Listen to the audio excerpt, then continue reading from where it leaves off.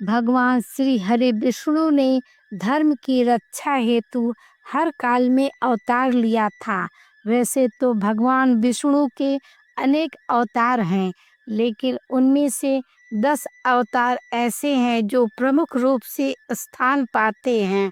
पहला, मत्स्य अवतार। पुराणों के अनुसार भगवान विष्णु ने सृष्टि को प्रलय से बचाने के लिए मत्स्य अवतार लिया था।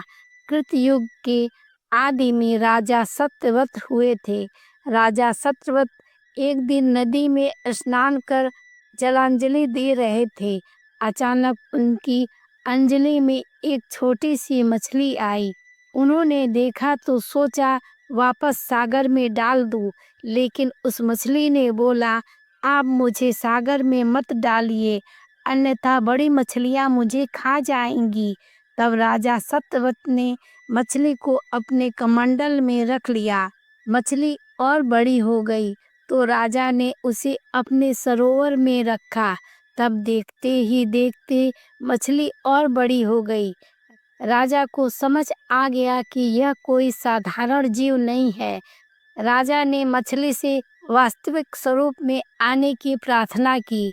राजा की प्रार्थना सुनकर साक्षात 4 भुजाधारी भगवान विष्णु प्रकट हो गए और उन्होंने कहा कि ये मेरा मत्स्य अवतार है।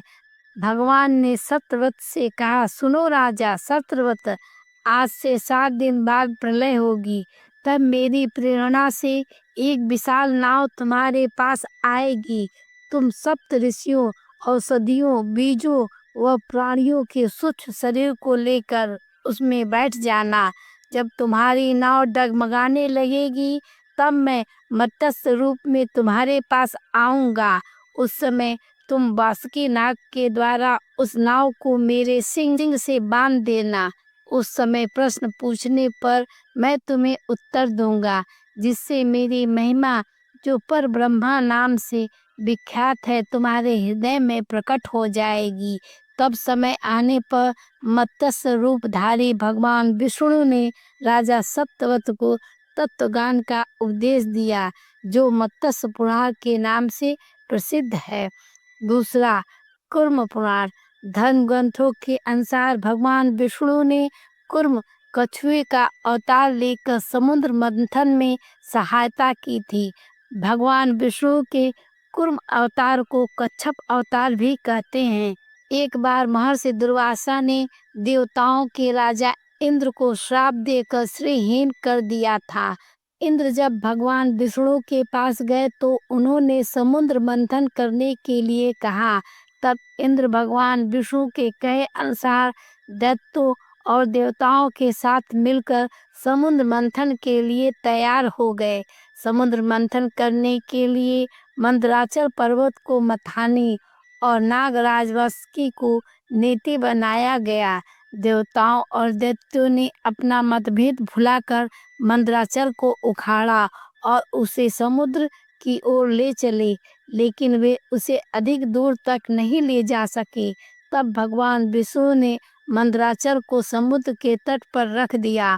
देवता और दैत्यों ने मंदराचल को समुद्र में डालकर नागराज वासुकी को नेति बनाया, किंतु मंदराचल के नीचे कोई आधार नहीं होने के कारण वह समुद्र में डूबने लगा। यह देखकर भगवान विष्णु विशाल कछुए का रूप धारण कर समुद्र में मंदराचल के आधार बन गए। भगवान कछुए की विशाल पीठ पर मंदराचल तेजी से घूमने लगा और इस प्रकार समुद्र मंथन संपन्न हुआ।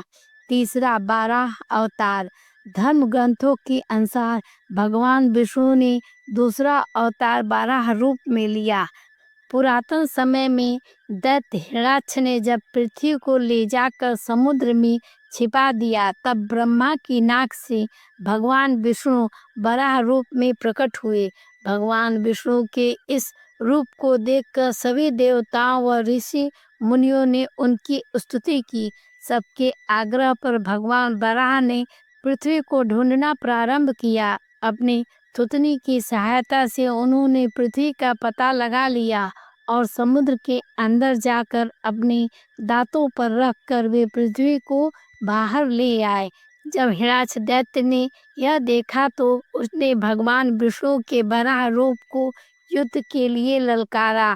दोनों में भीषण युद्ध हुआ। अंत में भगवान वराह ने हिरण्यकश्यप का वध कर दिया। इसके बाद भगवान वराह ने अपने खुरों से जल को स्तंभित कर और पृथ्वी को स्थापित कर दिया। भगवान विष्णु ने नरसिंह अवतार लेकर दैत्यों के राजा हिरण्यकश्यप का वध किया था। धर्म ग्रंथों के अनुसार दैत्यों का राजा हिरण्यकश्यप स्वयं को भगवान से भी अधिक बलवान मानता था। उसे मनुष्य, देवता, पक्षी, पशु न दिन में, न रात में, न धरती पर, न आकाश में, न अस्त्र से, न शस्त्र से मरने का वरदान प्राप्त था। उसके राज्य में जो भी भगवान विष्णु की पूजा करता था उसको दंड दिया जाता था। उसके पुत्र का नाम प्रहलाद था। प्रहलाद बचपन से ही भगवान विष्णु का परम भक्त था। यह बात जब हिरण्यकश्यप को पता चली तो वह बहुत क्रोधित हुआ और प्रहलाद को समझाने का प्रयास किया, लेकिन फिर भी जब प्रहलाद नहीं माने तो हिरण्यकश्यप ने उसे मृत्यु दंड दे दिया। हर बार भगवान विष्णु के चमत्कार से वह बच गया।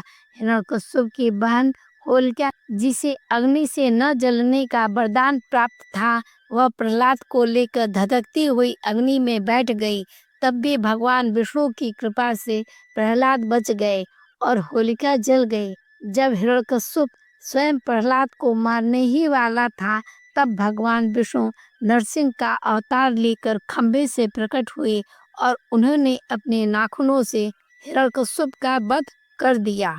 सतयुग में प्रहलाद के पौत्र दैत्यराज बलि ने स्वर्गलोक पर अपना अधिकार कर लिया था।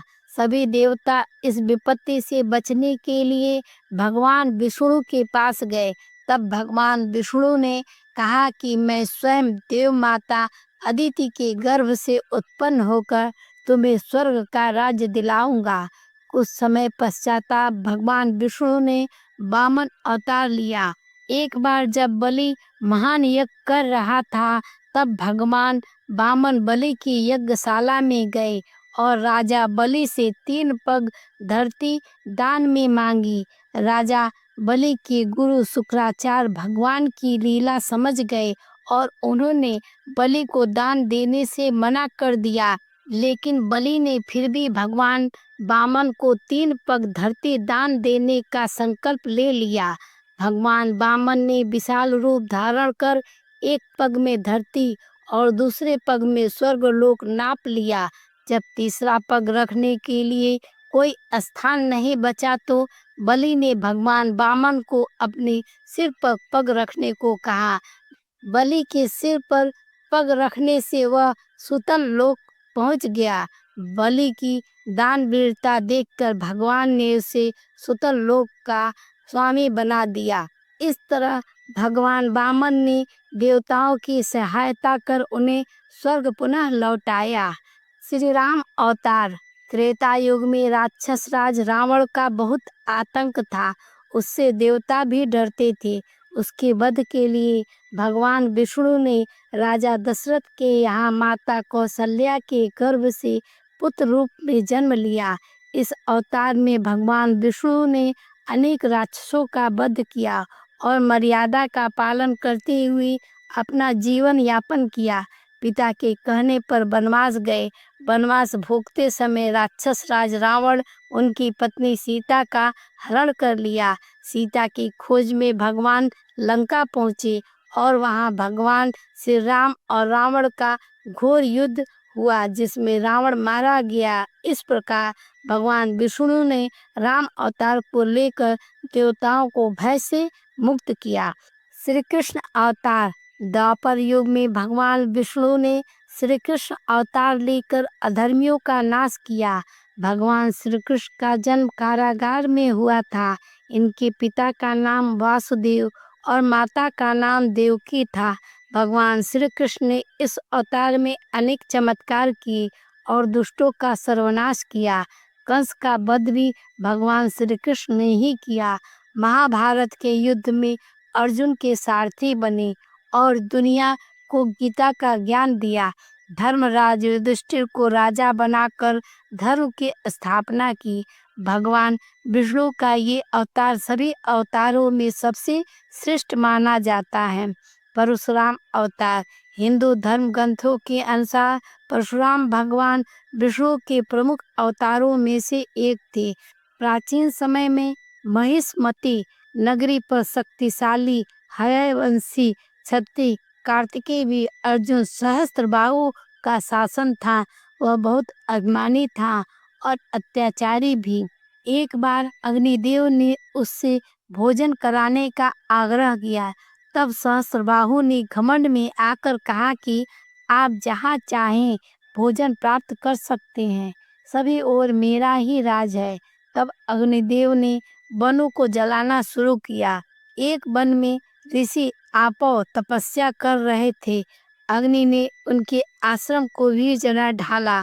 इससे क्रोधित होकर ऋषि ने सहस्त्रबाहु को श्राप दे दिया कि भगवान विष्णु परशुराम के रूप में जन्म लेंगी और न सिर्फ सहस्त्रबाहु का ही नहीं बल्कि समस्त क्षत्रियों का सर्वनाश करेंगी। इस प्रकार भगवान विष्णु ने भार्गव कुल में महर्षि जन्माग्नि के 5वें पुत्र के रूप में जन्म लिए। बुद्ध अवतार धर्म ग्रंथों के अनुसार बौद्ध धर्म के प्रवर्तक गौतम बुद्ध भी भगवान विष्णु के ही अवतार थे, परंतु पुराणों में वर्णित भगवान बुद्ध देव का जन्म गया के समीप कीकट में हुआ बताया गया है और उनके पिता का नाम अजन बताया गया है। यह प्रसंग पुराणों में वर्णित बुद्धावतार का ही है। एक समय दैत्यों की शक्ति बहुत बढ़ गई। देवता भी उनके भय से भागने लगे। राज्य की कामना से दैत्यों ने दैत्यराज इंद्र से पूछा कि हमारा साम्राज्य स्थिर रहे, इसका उपाय क्या है। तब इंद्र ने शुद्ध भाव से बताया कि सुस्थिर शासन के लिए यज्ञ और वेद विहित आचरण आवश्यक है। तब दैत्य वैदिक आचरण एवं महायज्ञ करने लगे, जिससे उनकी शक्ति और बढ़ने लगी। तब सभी देवता भगवान विष्णु के पास गए। तब भगवान विष्णु ने देवताओं के हित के लिए बुद्ध का रूप धारण किया। उनके हाथ में मार्जनी थी और वे मार्ग को बुहारते हुए चलते थे। इस प्रकार भगवान बुद्ध दैत्यों के पास पहुँचे और उन्हें उपदेश दिया कि यज्ञ करना पाप है, यज्ञ से जीव हिंसा होती है, यज्ञ की अग्नि से कितने ही प्राणी भस्म हो जाते हैं। भगवान बुद्ध के उपदेश से दैत्य प्रभावित हुए। उन्होंने यज्ञ वैदिक आचरण करना छोड़ दिया। इसके कारण उनकी शक्ति कम हो गई और देवता ने उन पर हमला कर पुनः अपना राज्य प्राप्त कर लिया। कल्कि अवतार धर्म ग्रंथों के अनुसार भगवान विष्णु कलयुग में कल के रूप में अवतार लेंगे। कल्कि अवतार कलयुग व सतयुग के संधि काल में होगा। यह अवतार 64 कलाओं से युक्त होगा। पुराणों के अनुसार उत्तर प्रदेश के मुरादाबाद जिले के संभल नामक स्थान पर विष्णु यशा नामक तपस्वी ब्राह्मण के घर भगवान कल्कि पुत्र रूप में जन्म लेंगे। कल्कि देवदत्त नामक घोड़े पर सवार होकर संसार से पापियों का विनाश करेंगे और धर्म की पुनः स्थापना करेंगे। तभी सतयुग का प्रारंभ होगा। जय श्री हरि, जय श्री हरि। दोस्तों, उम्मीद है यह वीडियो आपको पसंद आई होगी। याद रखें, आपकी छोटी सी मदद हमारे लिए बहुत मायने रखती है। इसलिए इस चैनल को सब्सक्राइब करके वीडियो को लाइक ज़रूर करें और अपने विचार कमेंट में ज़रूर बताएं। फिर मिलेंगे एक नए वीडियो में। वीडियो देखने के लिए धन्यवाद।